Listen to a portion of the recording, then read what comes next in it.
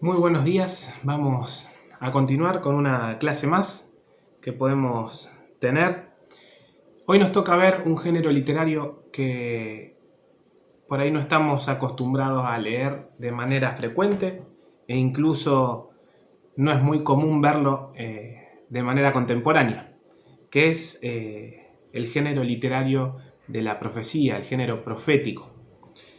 Dice Tomás de la Fuente, el autor que estamos citando de manera seguida para armar las clases, dice: en todas las profecías la idea principal es la revelación de la voluntad de Dios con respecto a algún asunto y no solamente la predicción del futuro.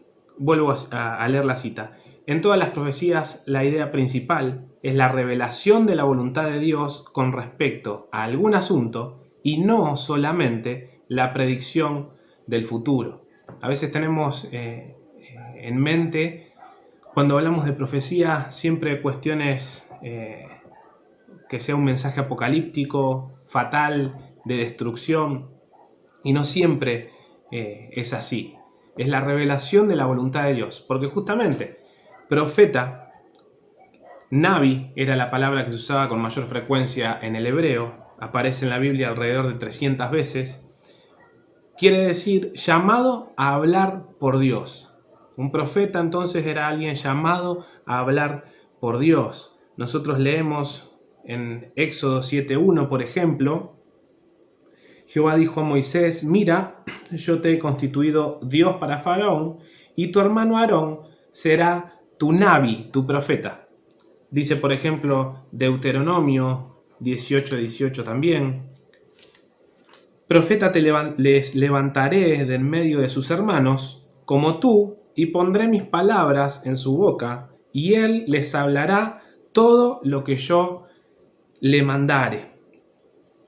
Podemos decir entonces, para resumir, que profeta es uno comisionado para hablar de parte de Dios, y profecía, justamente el mensaje, eso que tiene que transmitir a las personas de parte de Dios. El mensaje de Dios es la profecía en sí. Es interesante notar que todos los mensajes proféticos que leemos y encontramos en la Biblia llamaban al arrepentimiento. Todos los mensajes proféticos llamaban al arrepentimiento. Y lo que hacían los profetas era justamente remitirlos a la ley. Todas las profecías o el propósito de los profetas, la voluntad de Dios incluso, era justamente recordarles lo que Él ya les había dicho en Deuteronomio 18 o en 28 del 1 al 15, en donde nosotros leemos en esos textos las bendiciones de la obediencia o las maldiciones de la desobediencia.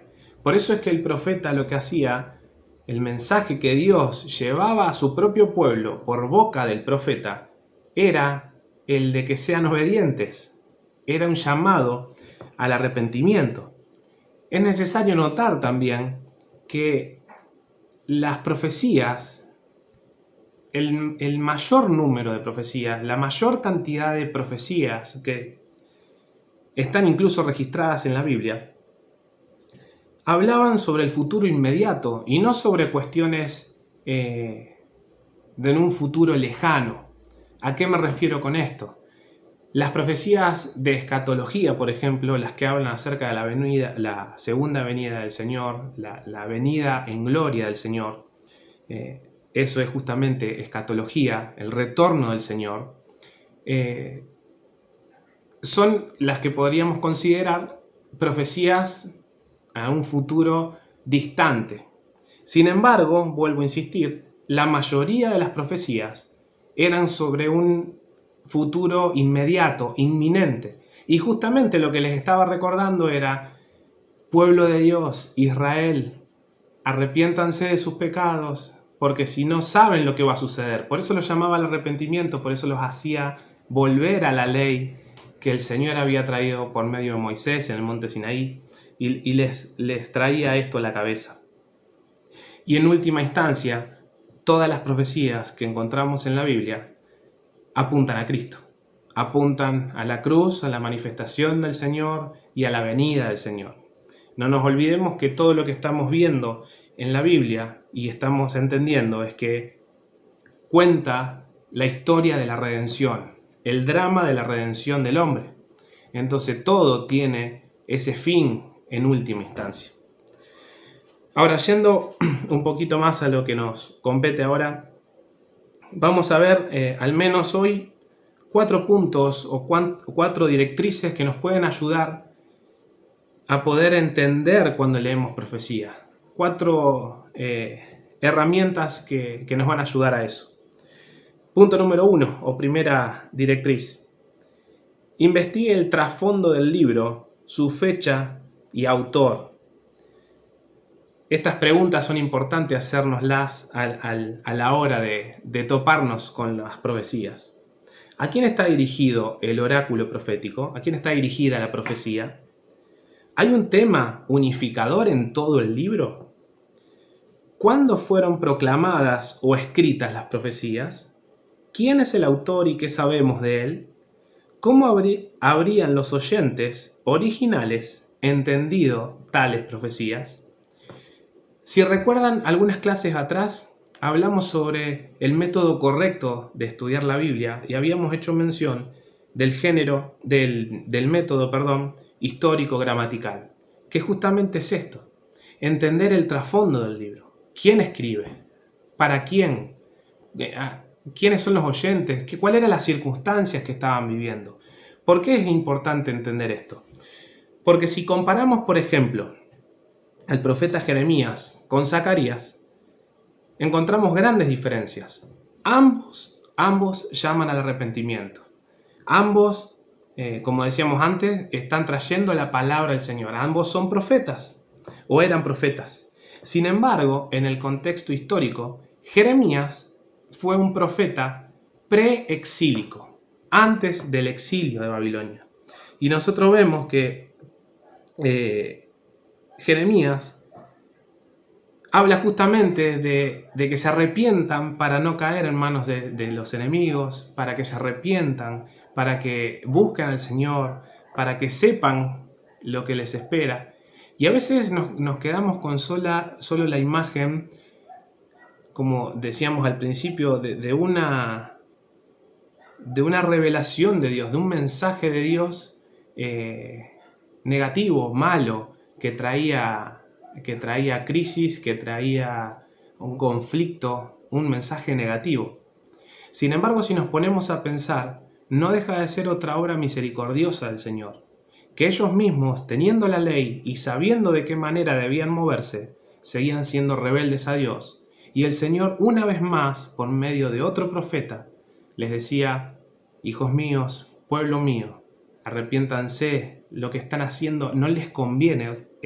No solamente ofende directamente la santidad de Dios, sino que no es algo que convenga. No conviene a nosotros mismos desobedecer a Dios. No es algo que no sea productivo, que nos beneficie en absolutamente nada.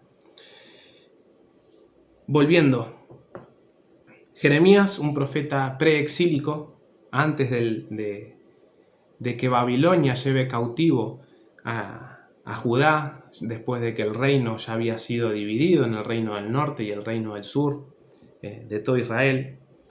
Y si lo comparamos, como les decía, con Zacarías justamente es un profeta post-exílico.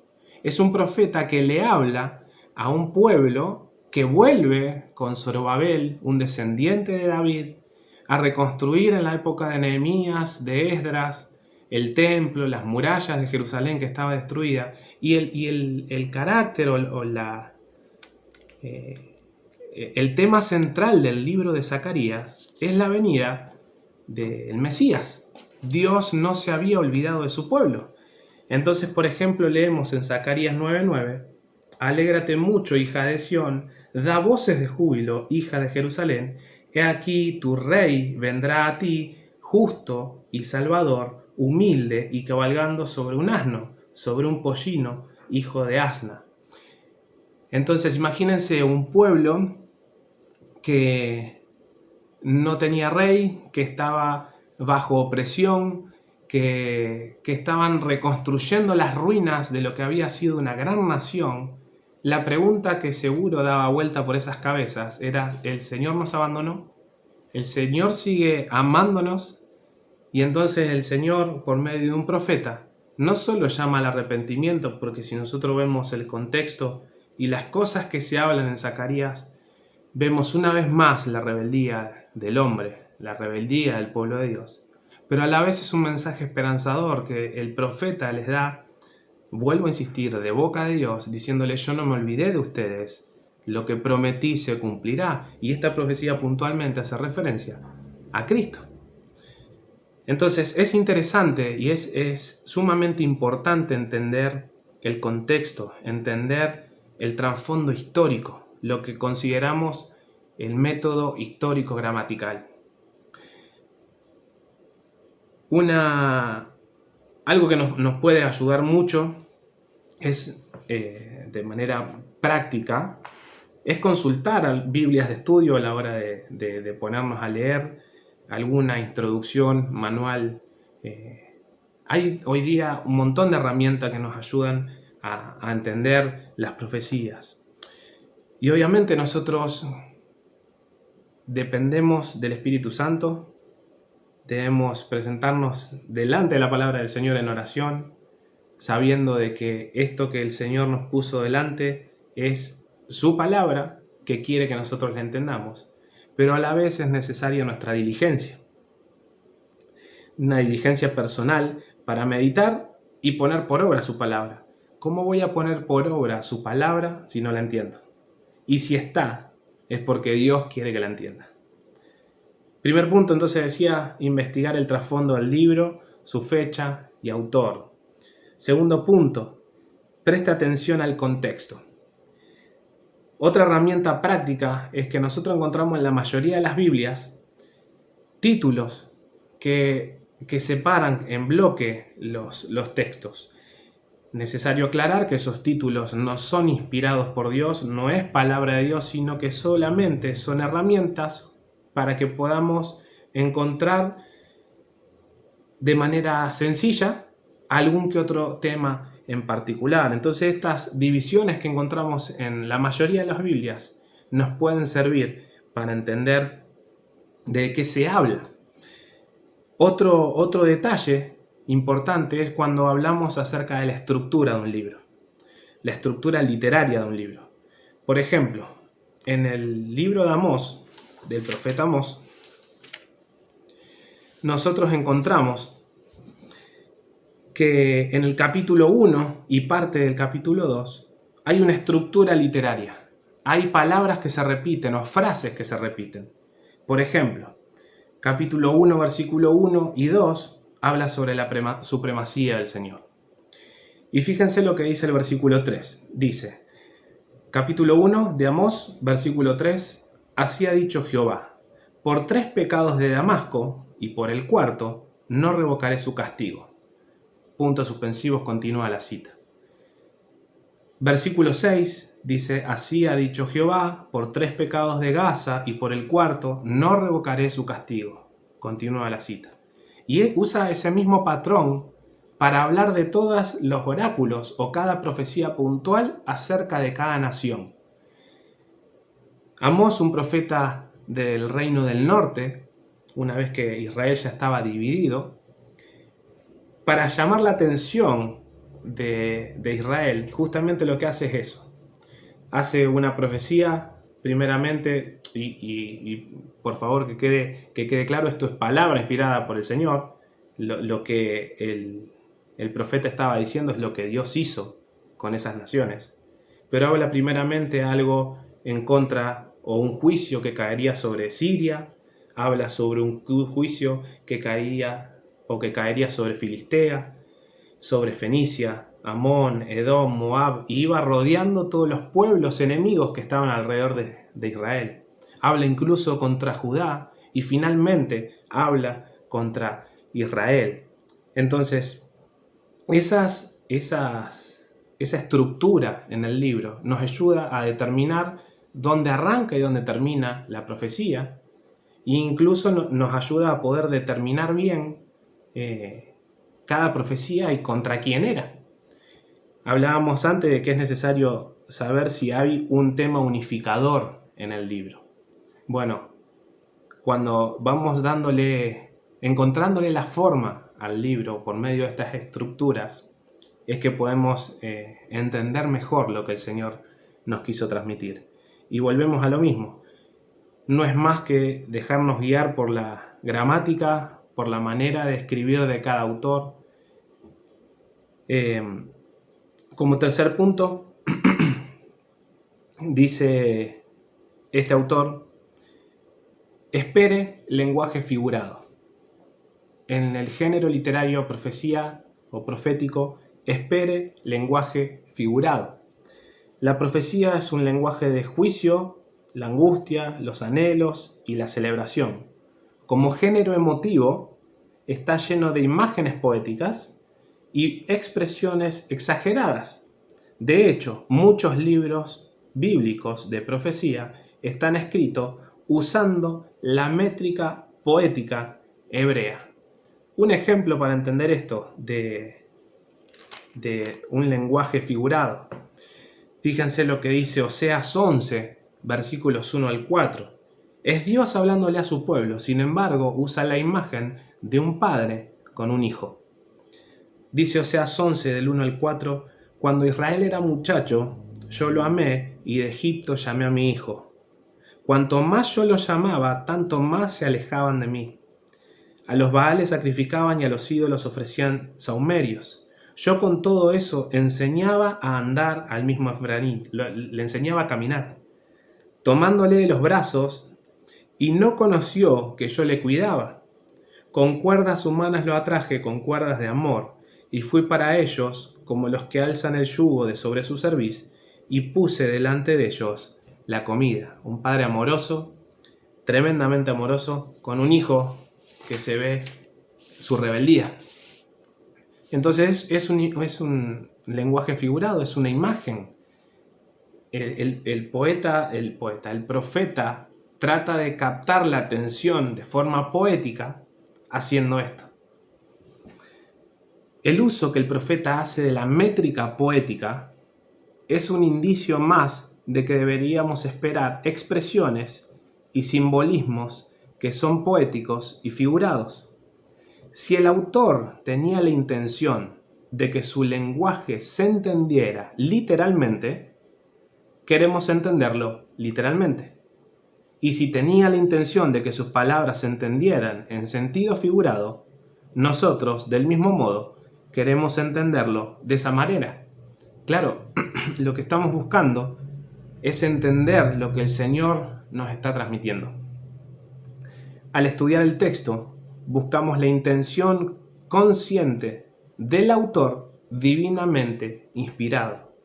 El autor bíblico, con un propósito, o varios, en muchos casos, escribió. Hay un tema central que a lo mejor se ramifica en varias aristas o en varias partes, pero hay un propósito por el cual el autor del libro escribió.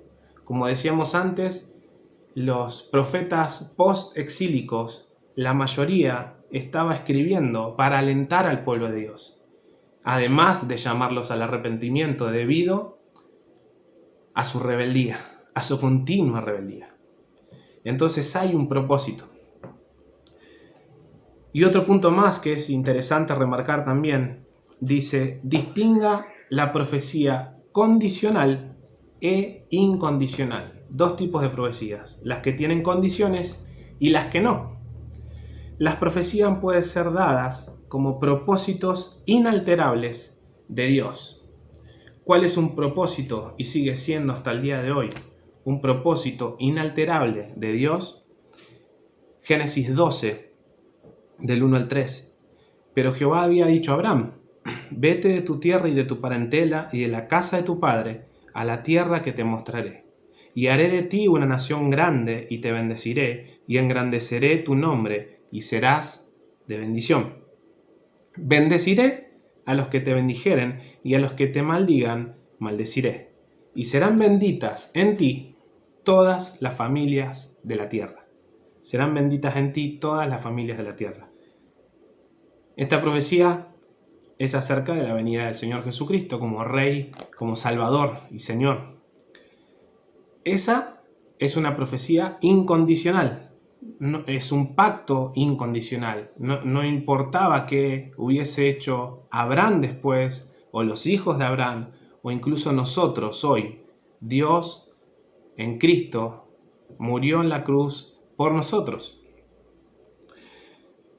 Y por ejemplo tenemos un ejemplo de una profecía condicional. ¿Cuál era? Por ejemplo, Jonás. Jonás 7, cuando le habla al pueblo de Nínive, a esta gran ciudad, no pueblo, a esta gran ciudad, dice en el capítulo 3, versos 4 al 5. Y comenzó Jonás a entrar por la ciudad, camino de un día, y predicaba diciendo: de aquí a 40 días Nínive será destruida, y los hombres de Nínive creyeron a Dios y proclamaron ayuno y se vistieron de cilicio desde el mayor hasta el menor de ellos. Claro, de manera implícita se encuentra acá la condición. El profeta anunció un castigo que vendría de parte del Señor y la ciudad de Nínive dice que se arrepintieron. El versículo 10 dice: y vio Dios lo que hicieron, que se convirtieron de su mal camino, y se arrepintió del mal que había dicho que les haría, y no lo hizo. La condición era esa. Iba a venir juicio si ellos no se arrepentían. Al arrepentirse, ese juicio quedó anulado. Las profecías condicionales no expresan siempre de forma explícita las condiciones implícitas. Nosotros nos damos cuenta de esto al leer el resto del libro. Sin embargo, una condición profética fundamental, al menos para juicio y bendición nacional, la encontramos en el libro de Jeremías. Jeremías 18, del 7 al 10, es otro ejemplo de una profecía condicional. En un instante hablaré contra pueblos y contra reinos para arrancar y derribar y destruir. Pero si esos pueblos se convirtieren de su maldad contra la cual hablé, yo me arrepentiré del mal que había pensado hacerles. Ahí está la condición. Si ellos se arrepienten, no voy a hacerle ese mal que había pensado hacerles. Y en un instante hablaré de la gente y del reino para edificar y para plantar. Pero si hiciere lo malo delante de mis ojos, no oyendo mi voz, me arrepentiré del bien que había determinado hacerles. Ahí está la condición. Si se arrepentían, iban a recibir la bondad y la bendición de Dios, y si no, vendría el castigo. En esta cita la encontramos de manera explícita la condición. Como les decía antes, en Jonás está implícita. Sin embargo, en el libro de Jonás, eso queda registrado, porque cuando leemos el capítulo 4, versículos 1 y 2, vemos que dice Jonás mismo: pero Jonás se apesadumbró en extremo y se enojó, y oró a Jehová y dijo: ahora, oh Jehová, ¿no es esto lo que yo decía estando aún en mi tierra? Por eso me apresuré a huir a Tarsis, porque sabía yo que tú eres Dios clemente y piadoso, tardo en enojarte y de gran misericordia, y que te arrepientes del mal. Esa era la condición. Jonás sabía y no quería ir a anunciar nada a Nínive, porque sabía que su Dios era un Dios misericordioso. Porque si no, ¿con qué intención les diría después del anuncio del profeta a Nínive que luego de 40 días Nínive sería destruida? Ese tiempo ahí era el que permitió que Nínive se arrepienta. Era entonces una profecía condicional. Tal profecía condicional demuestra la manera misteriosa en que el Dios soberano y omnisciente interactúa con las criaturas finitas. Si Dios sabía que al final los habitantes de Nínive se arrepentirían, ¿por qué hizo que Jonás fuera a anunciar su destrucción? Porque oír la condena que merecían es el medio divinamente designado para llevarlos al arrepentimiento. En el propósito soberano de Dios, el anuncio del juicio por el profeta sirve a veces, dice el autor, para abrir el grifo de la misericordia divina. Es precioso eso. Si nos ponemos a pensar, ¿cómo conocerían lo que merecían? ¿Cómo sabrían ellos el castigo que merecían si Dios no se los decía primero? ¿Cómo voy a abrazar a mi Salvador si todavía no entiendo que lo necesito? En otros casos, el oráculo solo sirve para aumentar la culpabilidad de los humanos rebeldes. Este es el ejemplo opuesto. En otros casos, la profecía sirve solamente para aumentar la culpabilidad de los humanos rebeldes. Fíjense lo que dice Mateo 11, 21 al 24. Ay de ti, Corazín, ay de ti, Betsaida, ciudades de Israel. Porque si en Tiro y en Sidón, ciudades gentiles, se hubieran hecho los milagros que han sido hechos en vosotras, tiempo ha que se hubieran arrepentido en cilicio y en ceniza. Por tanto os digo que en el día del juicio será más tolerable el castigo para Tiro y para Sidón que para vosotras. Y tú, Capernaum, que eres levantada hasta el cielo, hasta el Hades serás abatida, porque si en Sodoma se hubieran hecho los milagros que han sido hechos en ti, habría permanecido hasta el día de hoy. Y fíjense cómo termina. Por tanto os digo que en el día del juicio será más tolerable el castigo para la tierra de Sodoma que para ti. Una profecía fuerte y que solamente tenía el fin de mostrar la culpabilidad de estas personas. Dijimos entonces 4 puntos que nos pueden ayudar, que nos van a ayudar a entender las profecías. Hablamos primeramente de investigar el trasfondo del libro, su fecha y su autor, prestarle atención al contexto. Fíjense que en todos los géneros que estamos viendo, el contexto es fundamental. Esperar un lenguaje figurado es algo sumamente lógico, es una literatura poética, así que debemos estar conscientes de que va a haber en la mayoría de los casos un lenguaje figurado. Es necesario entender dentro de este punto que la poesía hebrea es muy diferente a lo que nosotros hoy consideramos poesía. El hebreo en su momento no le daba tanta importancia a lo mejor a la rima como así lo hacemos nosotros en una canción o en un poema, y utilizaban otro tipo de herramientas. Bueno, entender esto nos va a servir para darnos cuenta de lo que está queriendo transmitir el autor. Y por último dijimos distinguir la profecía condicional e incondicional. Parece mucho y parece agobiante. Este género literario es muy complejo y solo hemos podido abordar apenas algunos puntos que nos van a ayudar a entenderlo mejor. La ayuda externa, como dije antes, es fundamental por medio de manuales, comentarios, diccionarios, siempre y cuando conozcamos la fidelidad del autor, obviamente. Sin embargo, esta aparente dificultad no debe ser algo que nos desaliente, sino todo lo contrario. Debe motivarnos a ser diligentes en la búsqueda del significado que el Espíritu Santo quiso y quiere transmitir con cada palabra que se encuentra en su palabra, valga la redundancia. No olvidemos que fue Dios quien en primera instancia quiso darse a conocer al hombre. Lo que tenemos al alcance de nuestras manos son las propias palabras de Dios, quien quiso que entendiéramos cada cosa que nos dejó en la Biblia. Nos dotó con su espíritu y nos hizo nuevo para que esto sea posible. Entender, oír, ser oidores, entender esa palabra para que podamos ponerla por obra. Que el Señor nos bendiga y nos ayude a poner lo que vamos aprendiendo en práctica.